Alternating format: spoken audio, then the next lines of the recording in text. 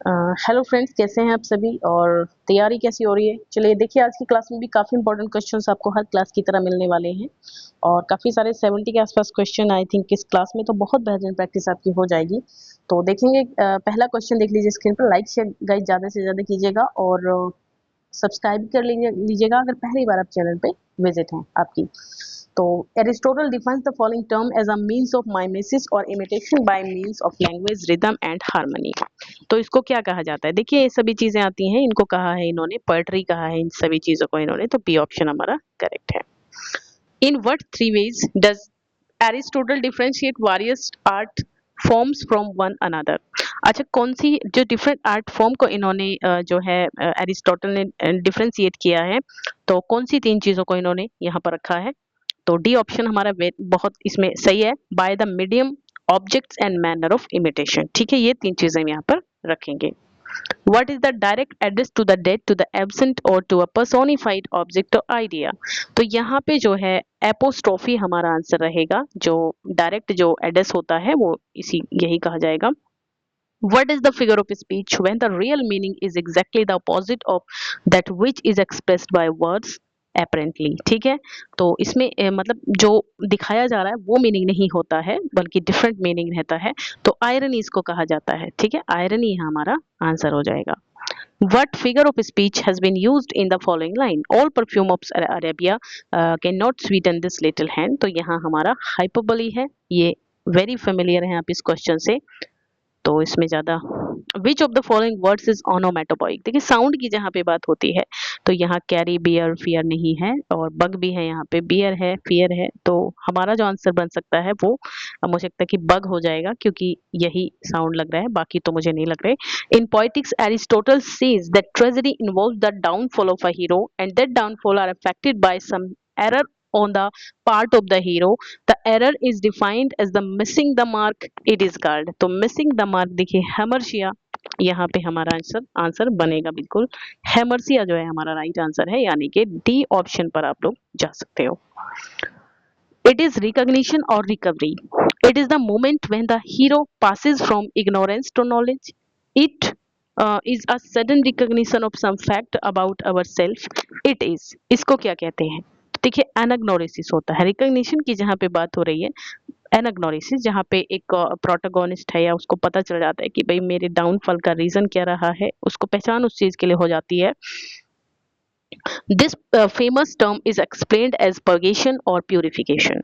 तो it is release or built up emotional energy। तो इसको आप क्या कहेंगे? देखिए, कैथारसिस होता है, purgation of emotions जो है वो कैथारसिस होता है।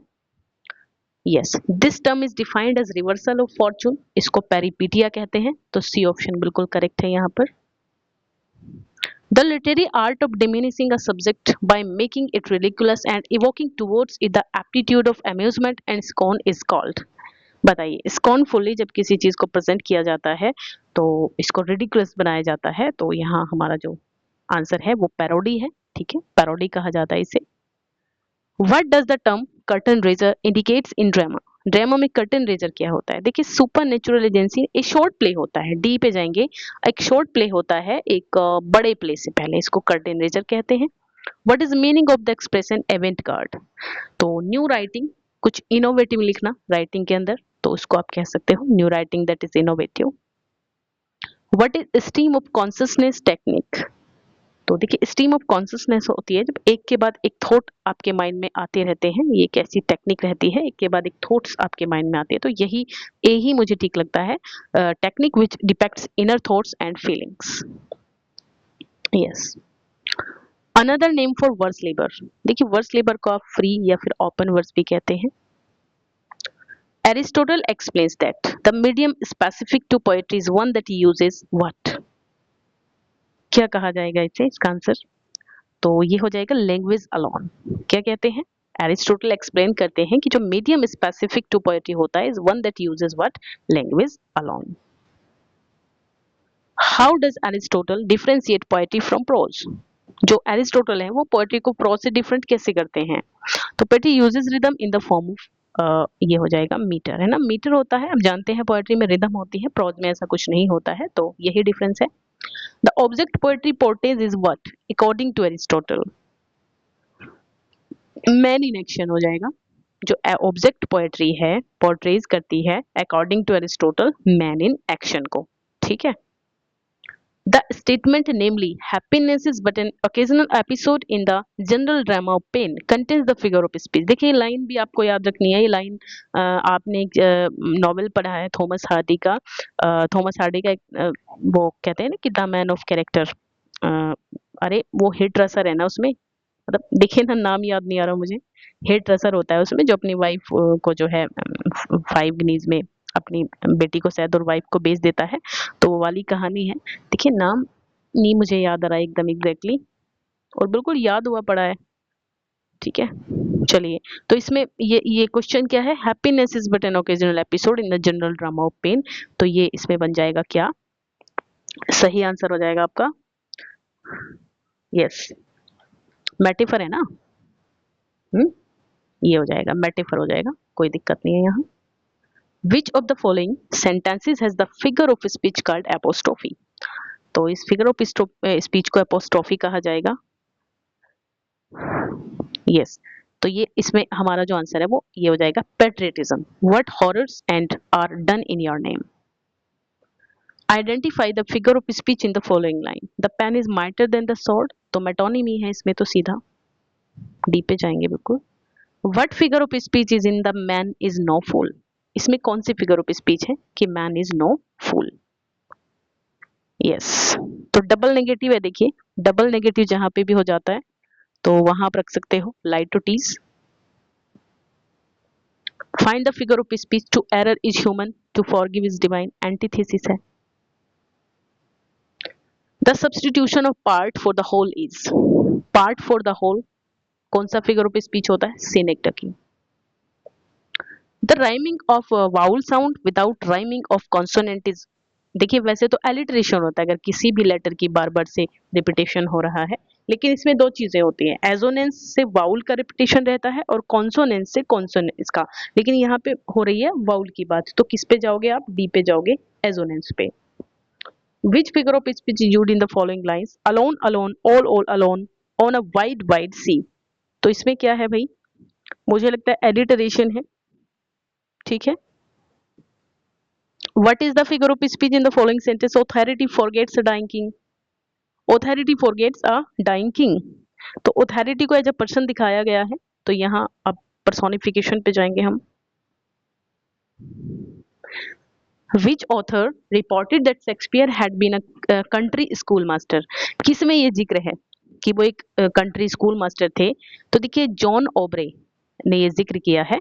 ठीक है, इन्होंने ये बताया है जॉन ओब्रे ने कि ये जो है एक स्कूल मास्टर। ठीक है। Shakespeare left his home village for London इन। इन्होंने लंदन मतलब लंदन के लिए कब छोड़ा था अपने होम टाउन होम विलेज को, वॉरविकशायर लंदन को। ठीक है, अच्छा लंदन मतलब हाँ लंदन कब गए थे छोड़ करके अपने विलेज को, तो ये होता है भाई 1587 में, 1587 में गए थे।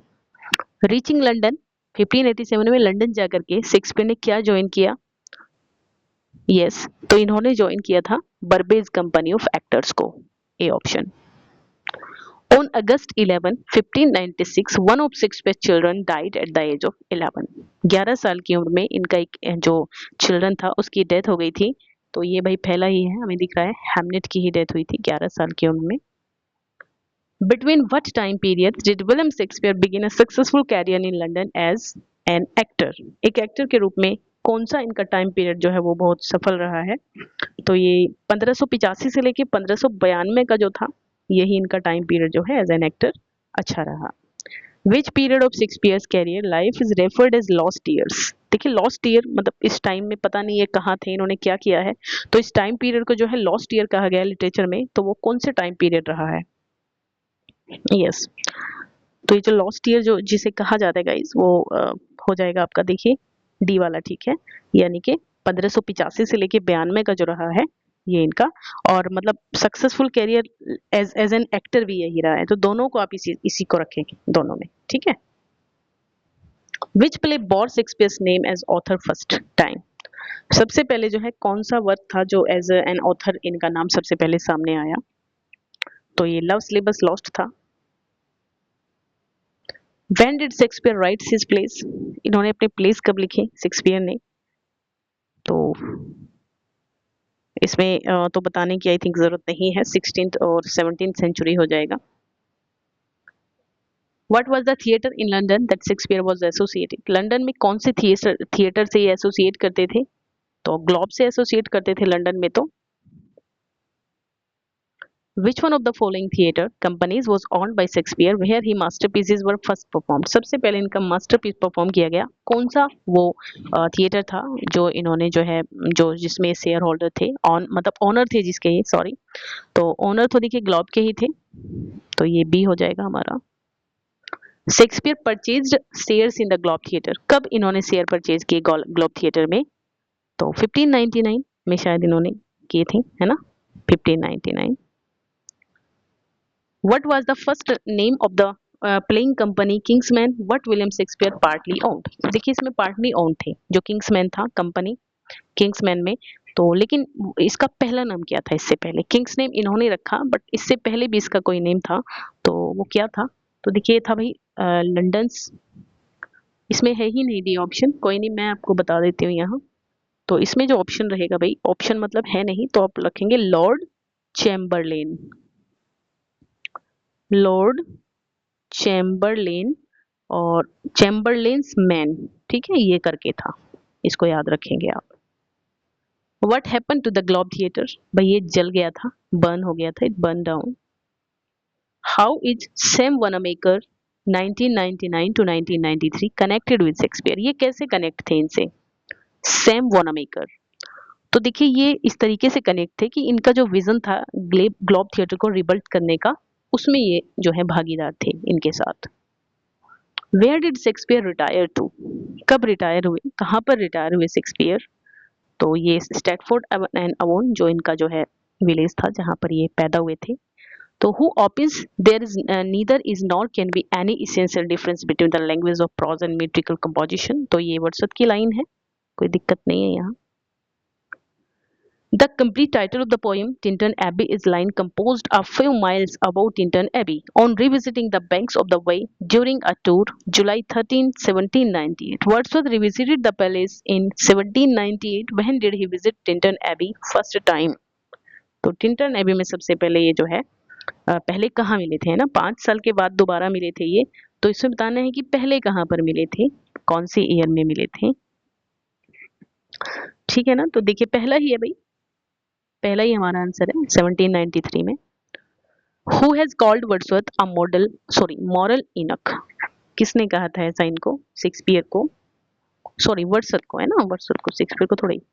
तो मॉरल यूनक जो है ये भाई शैली ने बोला था इनको, पीबी शैली ने।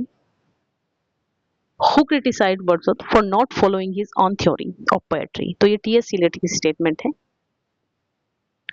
Which sonnet of Gray Wordsworth examined in preface to the Lyrical Ballads 1802 edition?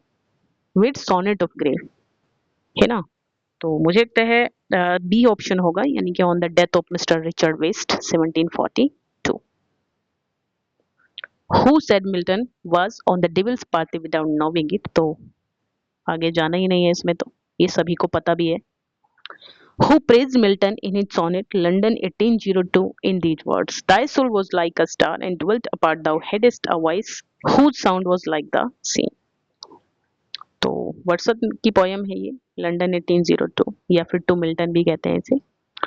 In which form Wordsworth has eulogized Milton in these words? Milton, thou shouldst be living at this hour. England hath need of thee, Caesar, fan of stagnant waters.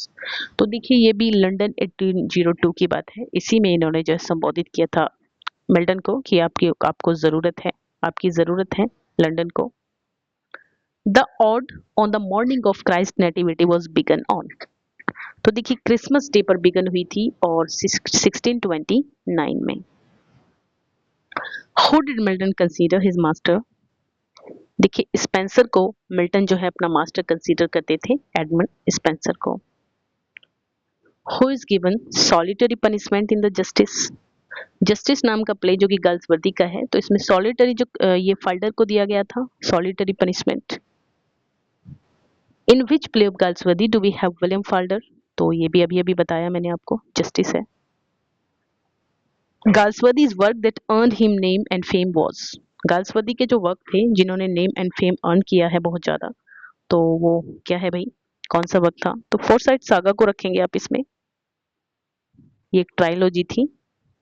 What was the original name college intended for Biographia Literaria, इसके लिए एक original name भी था पहले, तो वो कौन सा था? तो ऑटोबायोग्राफिया लिटरेरिया था, बी वाला था। In which chapter of Biographia Literaria Coleridge discussed his theory of imagination, 13 chapter में ये बात जो है इन्होंने डिस्कस करी है अपनी थ्योरी ऑफ इमेजिनेशन को। What term has college used for the shaping and modifying power of mind? तो ये इसम प्लास्टिक थ्योरी की जो है कॉलेज ने बात करी थी, इसको भी आप याद रखेंगे, इंपॉर्टेंट क्वेश्चन है।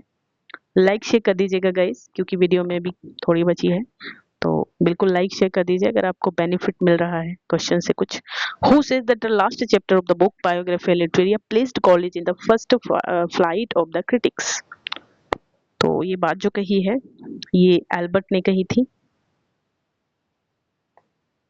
College described ordinary language as, lingua communis है, लिंगवा फ्रैंक है, और तो मुझे लगता है लिंगवा कम्युनिस इसका आंसर हो जाएगा। डिनोटेशन मीन्स क्या होता है? देखिए किसी भी वर्ड का जो मतलब डिक्शनरी मीनिंग होता है उसको आप कहते हैं लिटरल मीनिंग कह सकते हो, लिटरल मीनिंग भी कह सकते हो, डिक्शनरी मीनिंग कह सकते हो, denotation. A feeling or idea that is suggested by a particular word, although it need not be a part of the word's meaning or something suggested by an object or situation। तो ये देखिए connotation होता है, किसी भी situation या परिस्थिति के अनुसार अगर चेंज हो जाता है, जैसे यहाँ पर कुछ और मीनिंग है और कहीं और चले जाए तो उसका कुछ और मीनिंग होता है, तो उसको आप कॉनोटेशन कहते हैं।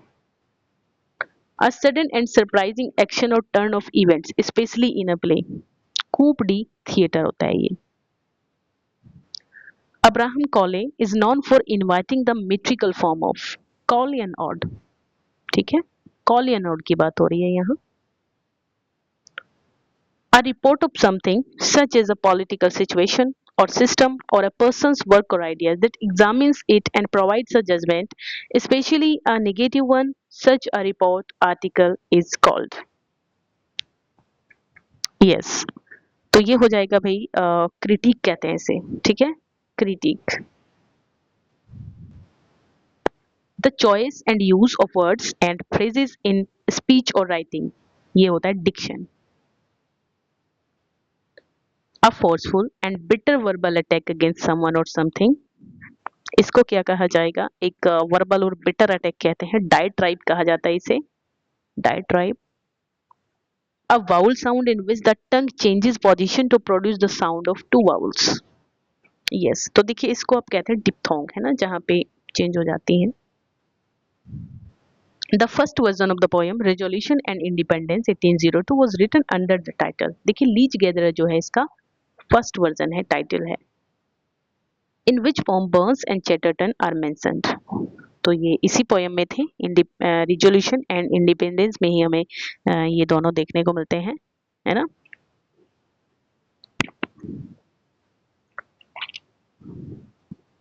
ठीक है, यस, चलिए गाइस यही थे हमारे आज के क्वेश्चन, 70 क्वेश्चन थे और बहुत ही धमाकेदार क्वेश्चन थे। चलिए मिलेंगे नेक्स्ट वीडियो में, तब तक के लिए बाय, टेक केयर, पढ़ते रहिए गाइस।